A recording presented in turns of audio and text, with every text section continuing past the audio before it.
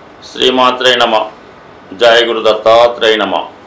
ఈ వీడియోలో మనం 2025వ సంవత్సరం మే నెల మాస ఫలితాలు మేషరాశి వారికి ఏ విధంగా ఉండబోతున్నాయి అని తెలుసుకునే ప్రయత్నంలో మరి మేషరాశి వారికి ఈ ప్రస్తుతం రవిగ్రహం రాశి అందే సంచరిస్తూ ఇంచుమించుగా మనకి మే నెల 14 వరకు రవి రాశి సంచారం వల్ల జాతకుడు విజయోత్సవంతో ఏ పనైనా చాలా ఉత్సాహంగా పూర్తి చేయడం జరుగుతూ ఉంటుంది.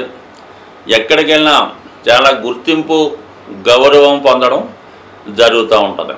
అటు రాజకీయ రంగంలో ఉన్నా, రియల్ ఎస్టేట్ రంగంలో ఉన్నా, లేదా ప్రభుత్వ ఉద్యోగంలో ఉన్నా సరే అనూహ్యంగా బాధ్యత పెరుగుతుంది, నేమ్ అండ్ ఫేమ్ పెరుగుతుంది, ఒక సెలబ్రిటీ హోదా లభిస్తూ ఉంటుంది.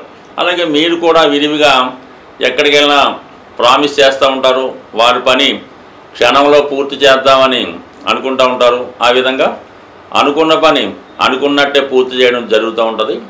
ఆర్థిక పరంగా మీ హోదా పెరుగుతుంది. అలాగే ఆరోగ్యపరంగా కూడా మీరు గతంలో కన్నా చాలా ఉత్సాహంగా ఉండే అవకాశం ఉంటుంది. దాని తర్వాత ఇప్పుడు మనకి ఏర్పడినటువంటి షష్టగ్రహ కూటమిలో ఇంచుమించుగా ఇంకా 12వ స్థానంలో 4 గ్రహాలు సంచరించడం జరుగుతూ ఉంది. ముఖ్యంగా మనకి ఈ రాశి వారికి ప్రారంభమైనటువంటి ఏలినాటి శని ఇంచుమించుగా మీకు 23వ తారీఖు ఫిబ్రవరి నెల 2028 వరకు మీకు 12వ స్థానంలో శనిగ్రహ సంచారం మొదలవుతుంది. ఇది మీరు పరిశ్రమ స్థాపించాలన్నా, ఒక గొప్ప గృహం నిర్మించాలన్నా, ఒక వ్యవస్థ స్థాపించాలన్నా కూడా మరి వ్యయ స్థానంలో ఉన్నటువంటి శని భగవానుడు మిమ్మల్ని సహకరిస్తూ ఉంటాడు. దట్టు మీకు అటు దశమాధిపతిగా వ్యయంలోకి రావడం వల్ల వృత్తిలో మార్పు రావడానికి కానీ, అలాగే మీరు ఏదన్నా ప్రస్తుతం ఉన్నటువంటి వృత్తిని చేంజ్ చేసి వేరే వృత్తిలోకి ప్రవేశించడానికి ఈ గ్రహస్థితి అనుకూలిస్తూ ఉంటుంది. అంటే ఈ సమయంలో మీరు ఏదైనా ఒక ఇండస్ట్రీ స్థాపించాలన్నా, ఏదైనా ఒక స్కూలో, కాలేజో, పాఠశాల, హాస్పిటల్లో నిర్మించాలన్నా మీరు ఇది సరైనటువంటి సమయం మాట.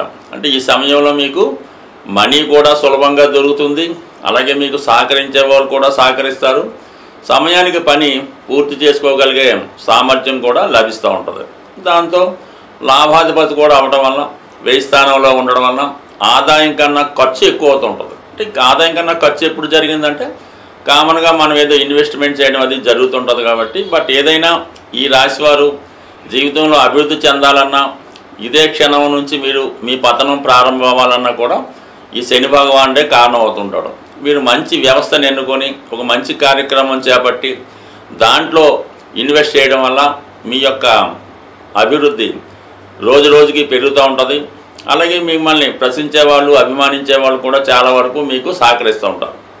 అదే ఇదే సమయంలో మీరు వేరే విధంగా ఏదన్నా ఆన్లైన్ గేమ్సో, జోదమో, బెట్టింగో, లేదంటే ఈజీ మనీ కోసం ఆశపడి వడ్డీ వ్యాపారం చేయడమో, లేదంటే ఏదన్నా కొన్ని సంఘంతో వ్యతిరేకించబడినటువంటి వృత్తులు లాంటివి చేపట్టినా, లేదంటే ఎవరితో కలిసి వ్యాపారాలు చేసినా, ఇటువంటి వాటివి చేయడం వల్ల నెమ్మదిగా మీరు ఇబ్బందులు పడడం, ఉన్న ధనాన్ని పోగొట్టుకోవడం, రుణగ్రస్తుడు అవ్వడం జరుగుతూ ఉంటుంది.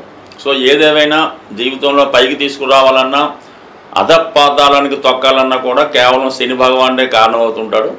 కేవలం శని భగవానుడు ఒక్కడే కారణం కాకుండా మిగతా గ్రహాల స్థితి, మన మనసు, మన నిర్ణయాలు, మన ఆలోచన కూడా కారణం అవుతూ ఉంటుంది. అంటే ప్రతి విషయం మీద కూడా ఏదో ఒక గ్రహ ప్రభావం ఉండడం జరుగుతూ ఉంటుంది. సో ఏదైనా ఇది శని భగవానుడు ఏదన్నా అభివృద్ధికి కారణమవుతుంటాడు, ఉపాధికి కారణమవుతుంటాడు. కాబట్టి మీ యొక్క నిర్ణయం బట్టి ఆధారపడి ఉంటుంది. ఇదే ప్రారంభ సమయం కాబట్టి ఇప్పుడు తీసుకున్న నిర్ణయం మీకు జీవితాంతం ఉంటుంది. అలాగే ఇంచుమించుగా మళ్ళా 30 సంవత్సరాల తర్వాత కానీ ఈ అవకాశం రాదు కాబట్టి దీన్ని జాగ్రత్తగా సద్వినియోగపరచుకోవడం మంచిది. ఇక శుక్రగ్రహం ఇంచుమించుగా శుక్రుడు మనకి నెలంతా కూడా 12వ స్థానంలో సంచరిస్తుంటాడు. పైపైచి ఉచ్చులో ఉంటాడు. అంటే శుక్రుడు మీకు అంటే మేషరాశి వారికి కుటుంబ స్థానాధిపతి, ధనాధిపతి, అలాగే సప్తమాధిపతి కూడా అవటం వల్ల మీ జీవిత భాగస్వామి, సో అది ఎవరైనా స్త్రీ అయినా పురుషుడైనా అది జీవిత భాగస్వామిగా అవుతుంది. శుక్రుడు స్త్రీ గ్రహం కాబట్టి మీ కుటుంబంలో ఉన్నటువంటి మీ అమ్మాయి కానీ మీ చెల్లెలు కానీ మదర్ కానీ ఎవరైనా శుక్రుడు కారకత్వం అవుతుంటాడు. మరి శుక్రుడు 12వ స్థానంలో ఉండడంలో మీ కుటుంబ అవసరాల కొరకు, కుటుంబంలో ఉన్నటువంటి స్త్రీల కోరికలు తీర్చడానికి, అంటే వారికి అవసరమైన సదుపాయాలు కల్పించడానికి, అలాగే భార్యని సంతృప్తి పరచడానికి, ఆమె యొక్క అవసరాలకు తగు విధంగా విలువైన ఆభరణాలు కానీ వస్తువులు కానీ ఇంట్లో ఉపయోగపడే ఆధునిక పరికరాలు లాంటివి కొనడం జరుగుతూ ఉంటుంది. అలాగే మీకు బహుమతుల రూపంలో చాలా వరకు విలువైన వస్తువులు రావడం కూడా జరుగుతూ ఉంటుంది. ఇదే సమయంలో చాలామందికి వివాహం నిశ్చయం అవడం, అలాగే వివాహం తర్వాత ఏదైనా హానీమూన్ లాంటిది విదేశీ ట్రిప్పులో విహారయాత్ర లాంటివి చేయడానికి కూడా అవకాశం ఉంటుంది. మరి కొంతమంది ఇదే సమయంలో శుక్రుడు కాబట్టి గోల్డ్ లాంటి ఆర్టికల్స్, బంగారాన్ని ఎక్కువగా కొంటూ ఉంటారు, డైమండ్స్ కొంటూ ఉంటారు. అలాగే కొంతమంది ఎంటర్టైన్మెంట్ సంబంధించినటువంటి కార్యక్రమాల్లో పాల్గొనడం జరుగుతూ ఉంటుంది. ఏదైనా సినిమా తీయడం కానీ ఏదైనా షార్ట్ ఫిల్మ్ తీయడం కానీ చేస్తూ ఉంటారు. మరి కొంతమంది ఏంటంటే ఎక్కువగా ఆర్థిక పరమైనటువంటి ఇన్వెస్ట్మెంట్ లాంటివి చేయడం కూడా జరుగుతుంటుంది. ఇదే రాశిలో ఉన్నటువంటి స్త్రీలకి చాలా మంచి అవకాశం ఉంటూ ఉంటుంది. ఎప్పుడైనా ఎవరి జాతకంలో అయినా శుక్రుడు శనితో కలిసినప్పుడు ఆ జాతకుడికి భార్య ద్వారా కలిసి వస్తుంది. వ్యక్తిగతంగా స్త్రీ అయితే ఆమె స్వతంత్ర భావాలు కలిగి ఉండి ఉన్నత స్థాయికి రావడం జరుగుతూ ఉంటుంది. ఎక్కువగా ఈ సమయంలో మీరు ఏదైనా సినిమా పరిశ్రమలో కానీ ప్రవేశిద్దామనుకుంటే ఇది కరెక్ట్ టైం. అటు హీరోగానో డైరెక్టర్గానో నిర్మాతగా కూడా, ఎందుకంటే వైస్థాన్య గ్రహాలు ఖర్చు పెడుతుంటాయి, ఆ విధంగా ప్రవేశించే అవకాశం ఉంది. అలాగే సాఫ్ట్వేర్ రంగంలో కానీ విదేశ ప్రయత్నాలు చేయడంలో కానీ చాలా వరకు ఈ గ్రహస్థితి మీకు అనుకూలించే అవకాశం ఉంది. ఇక రాహు ఇంచుమించుగా మీకు ఈ నెల 18వ తారీఖు వరకు రాహు అదే స్థానంలో వ్యయ స్థానంలో ఉంటూ 11వ స్థానంలోకి రావడం జరుగుతుంది. రాహు 11లోకి రావడం మీ యొక్క విదేశ అవకాశాలు వస్తాయి, కొత్త ఉద్యోగ అవకాశాలు వస్తాయి, కొత్త కొత్త ఫ్రెండ్స్ ఏర్పడతారు, బాగా హై సొసైటీలో ఉన్నటువంటి మిత్రులు లభించే అవకాశం ఉంది. అంటే గురువు ఇంచుమించుగా ఈ నెల 15 వరకు మాత్రమే ధనస్థానంలో సంచరిస్తూ దాని తర్వాత తృతీయ స్థానంలో ప్రవేశించడం, అంటే మేజర్ గ్రహాలు ఎక్కువగా ఈ నెలలో మారుతున్నాయి కాబట్టి చాలా ముఖ్యమైనటువంటి మార్పులు ఈ నెలలో వచ్చే అవకాశం ఉంది. అంటే ఈ రాశి వారికే కాదు ఏ రాశి వారికన్నా అవకాశం అది ఉంది. అయితే వివాహ ప్రయత్నాల వరకు మీరు మే 15 తర్వాత వివాహ ప్రయత్నాలు చేసుకుంటే చాలా వరకు సక్సెస్ అయ్యే అవకాశం ఉంది. ఆగిపోయిన పనులు కూడా తిరిగి మీకు మే 15 తర్వాత పునఃప్రారంభమయ్యే అవకాశం ఉంది. ప్రస్తుతం మనం మే నెల ఫలితాలు తెలుసుకుంటున్నాం కాబట్టి ఏదైనా ముందుగా ప్లాన్ చేసుకొని ఈ శుభ కార్యక్రమాలు, ఈ వ్యాపార ప్రారంభాలు ఇటువంటి ఉన్నవాళ్ళు ఏమవుతుందంటే జూన్ నెల 10వ తారీఖు నుంచి జూలై 8వ తారీఖు మధ్యలో సుమారుగా నెల రోజులు ఈ గురుమౌఢ్యమి రావడం జరుగుతుంది.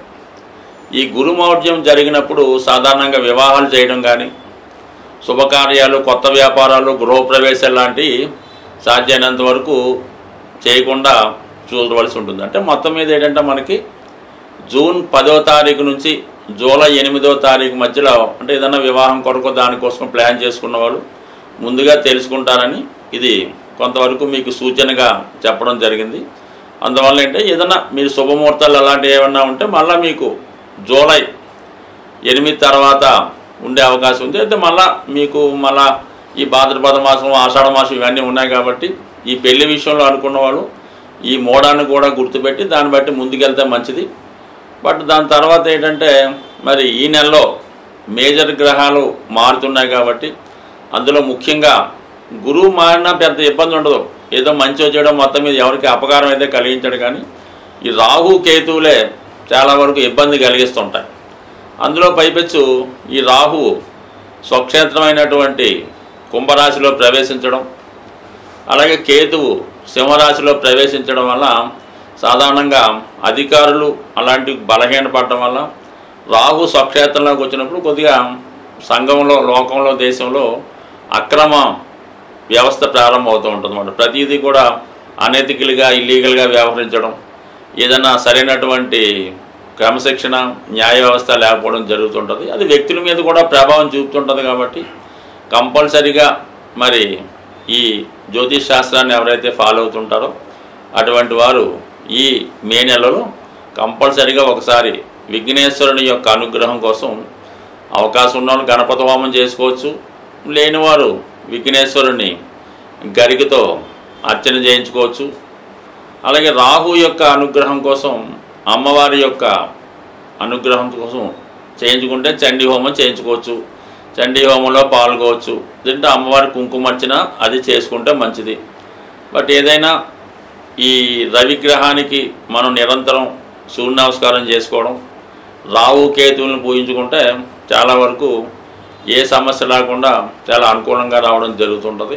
బట్ బాగా సింపుల్ రెమెడీ ఏంటంటే అది చూడడానికి చిన్నగా ఉంటుంది, కానీ అవకాశం ఉన్న వాళ్ళకి కుదురుతుంది, అందరికీ కుదరపోవచ్చు. ఏదన్నా గోమాతని సేవ చేయడం వల్ల, అంటే మన గోశాలలో ఉన్న ఎక్కడ రైతుల దగ్గర ఉన్నా సరే ఆ గోవు దగ్గర కొంతసేపు ఒక అరగంట 15 నిమిషాల్లో కాలక్షేపం చేయడం, ఆ గోవుకి సంబంధించినటువంటి ఆ పరిసరాలు శుభ్రం చేయడం, శుభ్రంగా గాలి తగలగా ఏర్పాటు చేయడం, ఏదైనా రకరకాల పదార్థాలు అక్కర్లేదు, కానీ ఎంతసేపు గోవుకి పచ్చగడ్డి పెట్టడం వల్ల చాలా వరకు, అంటే గోవుని మీరు చక్కగా సంతోషపరిస్తే మీ గ్రహాలు మొత్తం పరిష్కారం అవుతాయి. అందువలన గోవుల్ని పెంచడం, పోషించడం, ఆ పెంచుతున్న వారిని ప్రోత్సహించడం కూడా, అందువల్ల ఏంటంటే ఏదన్నా గోశాలకి డొనేషన్ ఇవ్వడం లాంటివి చేయడం వల్ల కూడా గ్రహాల యొక్క అనుగ్రహానికి పాత్రలయ్యే అవకాశం ఉంది. స్వస్తి.